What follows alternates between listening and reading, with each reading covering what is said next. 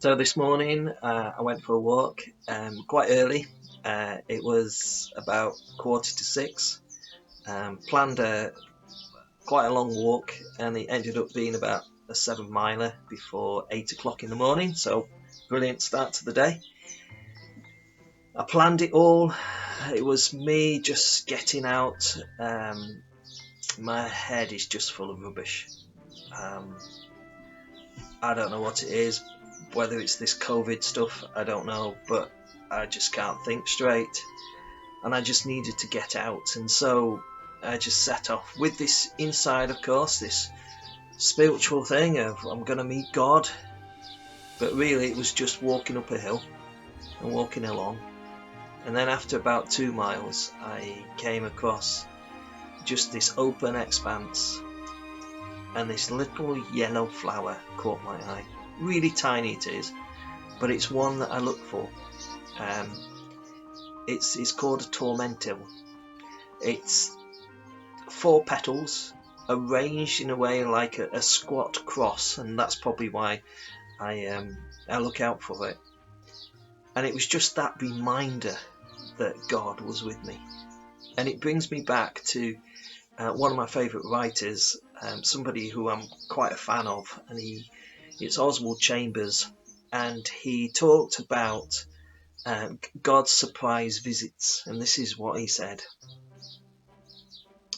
Jesus rarely comes where we expect him. He appears where we least expect him, and always in the most illogical connections. The only way a worker can keep true to God is by being ready for the Lord's surprise visits.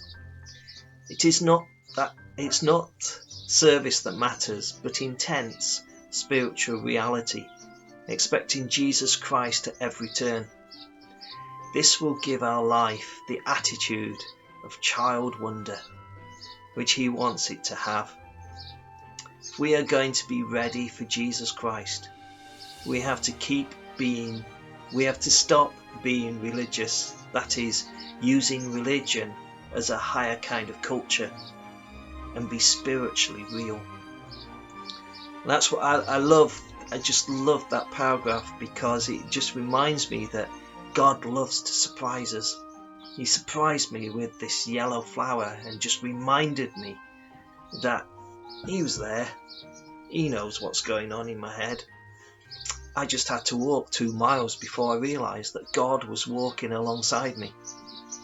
And what Oswald goes on, and we should never keep going back to where God surprised us, because he won't surprise us again, because he's already surprised us there.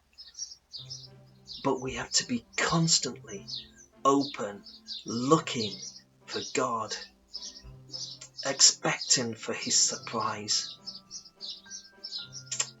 just like the yellow flower.